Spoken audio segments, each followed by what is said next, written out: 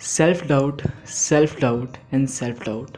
कल पूरे दिन मेरे दिमाग में बस यही वर्ड चलता रहा। कल मेरा सीजल का पेपर था 17 जुलाई फर्स्ट शिफ्ट। मेरा एग्ज़ाम कैसा गया, पेपर का लेवल कैसा आ रहा है, और जिन बच्चों को एग्ज़ाम आने वाली शिफ्ट में उनको क्या गलती नहीं करनी चाहिए और क्या गलती मैंने करी। मैं सारा कुछ आज की वीडियो में डिस्कस करने वाला हूँ। ज़्यादा टाइम नहीं लूँगा यार, बस मुश्किल से 4 से 5 मिनट की वीडियो बनेगी। और एक सबसे इंपॉर्टेंट बात, मैं अपनी तारीफ़ के लिए या फिर मैं अपने आप को खुश करने के लिए ये नहीं बोलूँगा कि मैंने यार 95 क्वेश्चन अटैम्प्ट कर दिया या फिर मैंने इतने क्वेश्चन अटैम्प्ट करे। जितने मैंने एग्जैक्टली करे मैं उतने ही आपके साथ शेयर करूँगा, ठीक है। तो गाइस वीडियो को पूरा देखना। अपन स्टार्ट करते हैं। तो मैं सही टाइम पे, मेरा सेंटर आपको यहाँ पड़ा था सरिता विहार न्यू दिल्ली। मैं एकदम सही टाइम पे पहुँच गया वहाँ पे सेंटर पे। पेपर से पहले मैं सर ने बताया था कि डीप ब्रीदिंग करना वहाँ पे जाके। मैं सब कुछ नॉर्मल था सारा कुछ।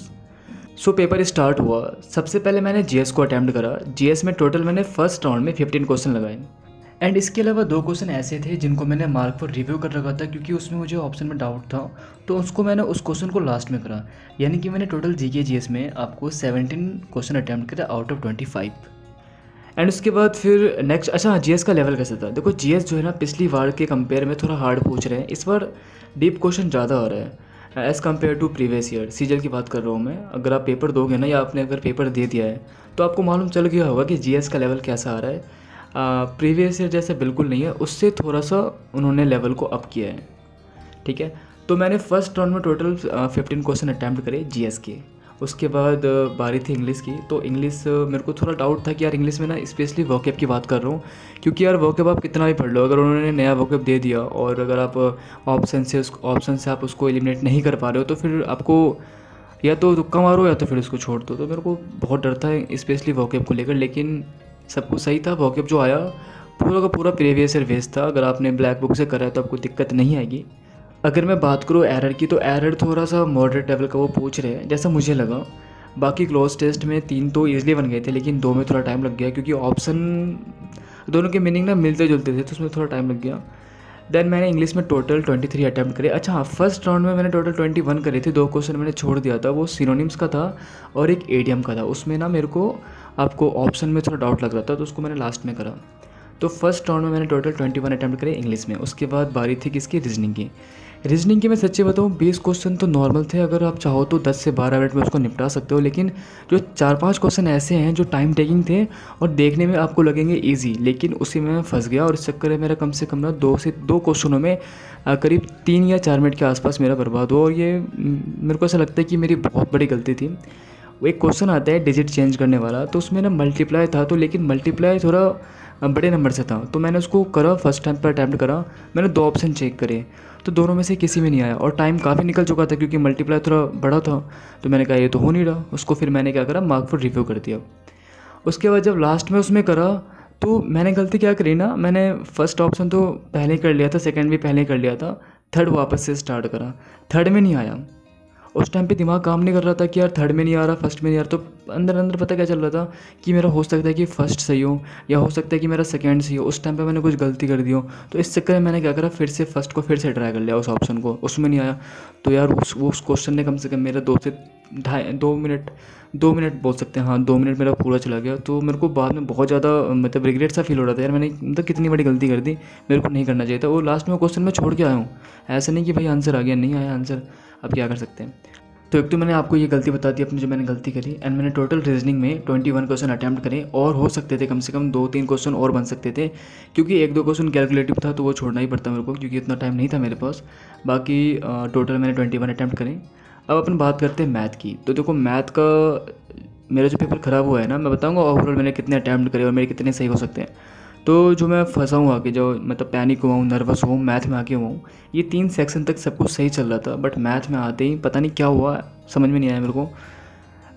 फर्स्ट राउंड में मात्र मेरे से टोटल 14 क्वेश्चन अटैम्प्ट हुए। 14 मतलब आउट ऑफ 25 मात्र 14 क्वेश्चन। और मतलब क्वेश्चन ऐसा था कि मैं सारे क्वेश्चन अटैम्प्ट कर रहा था बट आंसर एक बार में नहीं आ रहा था। जैसे 14 जो थे ना वो एक बार में आ गए, लेकिन उसमें 3-4 क्वेश्चन ऐसे थे जो मेरे को आते थे लेकिन फ़र्स्ट टाइम में उसका आंसर नहीं आया। और उस टाइम पे क्या होता है कि आपका ध्यान रहता है टाइमर पे कि हाँ भाई टाइम भी बीत रहा है आपको और आपका आंसर भी नहीं आ रहा। तो उस टाइम पर मैं क्या हो गया कि मैं बहुत ज़्यादा पैनिक होने लगा, आंसर क्यों नहीं आ रहा, आंसर क्यों नहीं आ रहा, जबकि मैंने वो पढ़ रखा था। उसके बाद भी आंसर नहीं आ रहा था, तो बहुत ज़्यादा वो हो रहा था, मतलब सेल्फ डाउट वहीं पे स्टार्ट हो गया था, यार तेरे बस की कुछ नहीं है, तो कुछ नहीं कर सकता। तो ऐसे ऐसे ख्याल मेरे दिमाग में आने लगे जो कि नहीं आने चाहिए थे। इस चक्कर में क्या हुआ कि मैथ में टोटल मैंने मात्र आपको 17 अटैम्प्ट करे। सो अगर मैं ओवरऑल की बात करूँ तो ओवरऑल मैंने टोटल आपको 78 क्वेश्चन अटैम्प्ट करे आउट ऑफ 100। और मेरे हिसाब से यार ये कम था। मैं सोच के गया था ना, मैं ये सोच के गया था कि कम से कम भाई 83 84 करके आने अपने को, कैसे भी करके सही सही। लेकिन एग्ज़ाम हॉल में जाने के बाद मैथ ने पूरा गेम बदल कर रख दिया। अगर मैं बात करूँ एमटीएस की, तो अभी जो रिसेंट में एमटीएस का एग्ज़ाम हुआ था उसमें मेरा आउट ऑफ 20 18 सही थे, मतलब 20 में से मेरे 18 सही थे। लेकिन अगर अपन बात करें लेवल की, तो सीजल के लेवल में और आपको एमटीएस के लेवल में काफ़ी डिफरेंस है। सो बट यहाँ पे ऐसा नहीं हो पाया, मतलब मैथ को लेके थोड़ा सा पेपर ख़राब चला गया। तो मैंने टोटल आपको 78 क्वेश्चन अटैम्प्ट करे आउट ऑफ 100। यार मतलब 3-4 क्वेश्चन रह गया जो आते थे। एंड कल जब मैं मेट्रो से घर आ रहा था तो पूरे टाइम यही सोचते आ रहा था, यार इतनी मेहनत करने के बाद भी ये हाल है, पता नहीं, मतलब बहुत ज़्यादा परेशान था, बहुत ज़्यादा, मतलब नहीं होता, मतलब सैड सैड सा ऐसा हो गया था पूरा। फिर यही सोचा कि यार चल कोई नहीं यार, अब जो भी होगा क्या पता आंसर किया है उसमें कुछ अच्छा देखने को मिले, या फिर ऐसा हो सकता है कि कट ऑफ कुछ कम चले जाए। अब ये तो आंसर के आने के बाद ही मालूम चलेगा। और सबसे इम्पॉर्टेंट बात, कल शुभम सर की वीडियो आई थी जहाँ शुभम सर ने अपनी वीडियो में ये कहा, शुभम सर को हर कोई जानता है, वो कट ऑफ स्पेशलिस्ट हैं। एंड उन्होंने अपनी वीडियो में ये कहा कि अगर आपके मार्क्स 135 से ऊपर बन रहे हैं रॉ मार्क्स, तो आप फ़िलहाल के लिए सेफ़ हो। बट उन्होंने ये भी कहा कि हो सकता है कि कट ऑफ इससे ज़्यादा चली जाए। अब देखते हैं क्या होता है। फ़िलहाल तो मुझे लगता नहीं है कि कट ऑफ इतनी हाई जाएगी। बट आपको क्या लगता है, आप कमेंट ज़रूर करना। और जैसे मेरे मार्क्स है मात्र, जो मैंने मतलब क्वेश्चन जो अटैम्प्ट किए 78, वो मेरे हिसाब से कम है।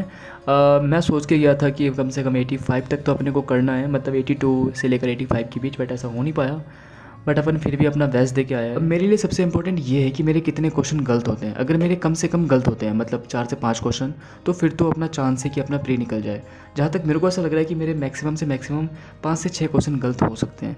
बाकी होप फॉर द बेस्ट, अब देखते हैं अपन क्या होता है। और आंसर की तो जब पेपर ख़त्म होगा तो उसके 4 से 5 दिन के बाद आंसर की मैक्सिमम टू मैक्सिमम 10 दिन के अंदर अंदर आंसर की आ जाती है।